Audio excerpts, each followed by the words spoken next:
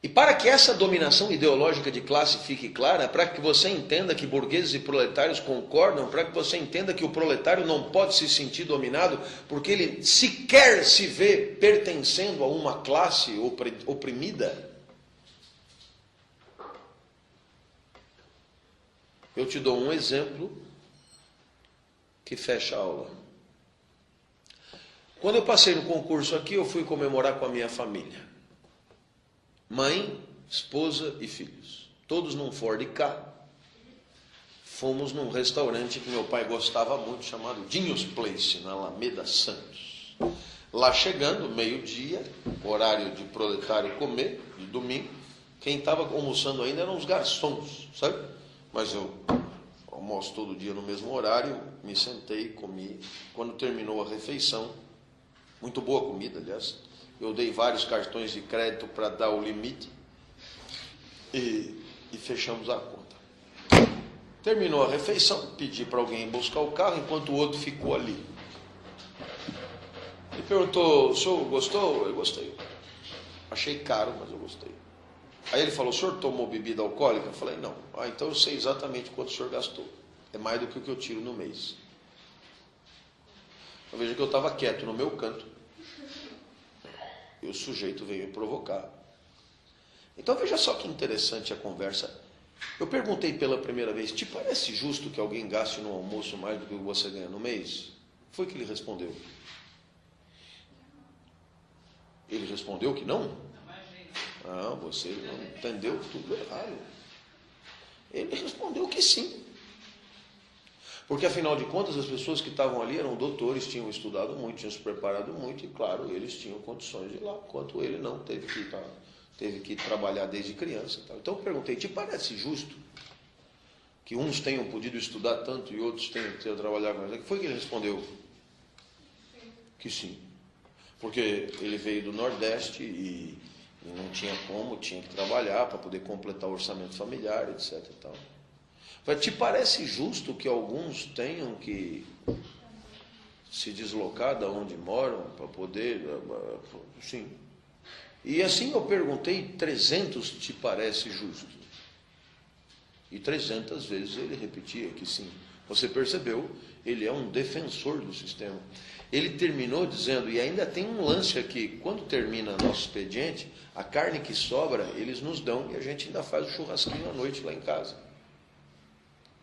Aquilo me revoltou a um ponto. Mas te parece justo que você tenha que comer a sobra, se sobra houver? Pô, ainda tem que dar graças a Deus, doutor. Os caras estão dando a carne de primeira.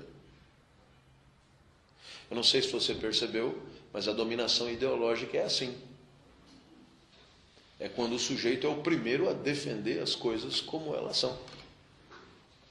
É o primeiro a achar que existe justiça onde há um flagrante desequilíbrio. A dominação ideológica dispensa que você bata. Você não precisa bater, o sujeito já está previamente convencido. De certa maneira, quais são os países que os Estados Unidos invadem militarmente? São aqueles que ideologicamente não se alinham. Não precisa invadir o Brasil. O Brasil é totalmente dócil à ideologia da globalização, da americanização do mundo. É que não precisa invadir. Já estamos pré-convencidos.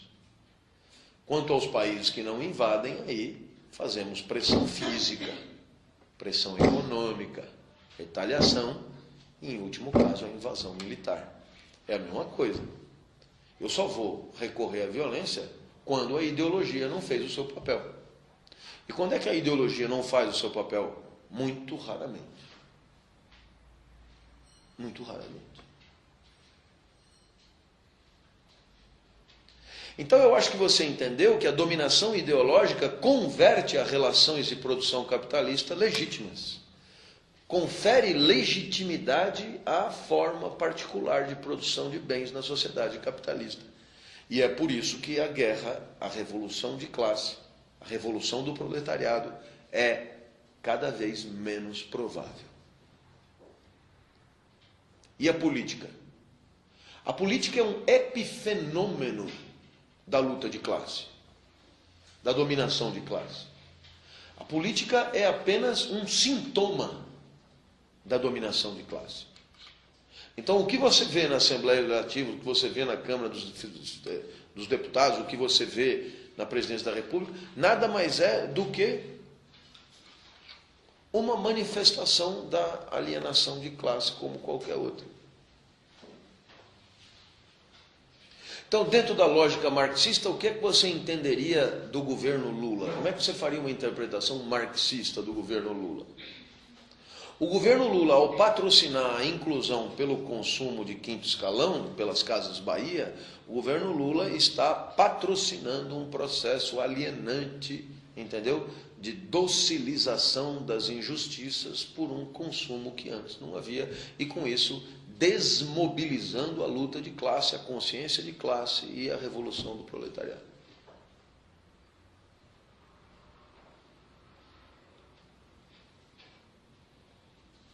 Portanto, o governo Lula, apesar da sua origem sindical, é um governo burguês, de burgueses, para burgueses, como poucos outros nós, não, como todos os outros foram, certo? Alguma dúvida?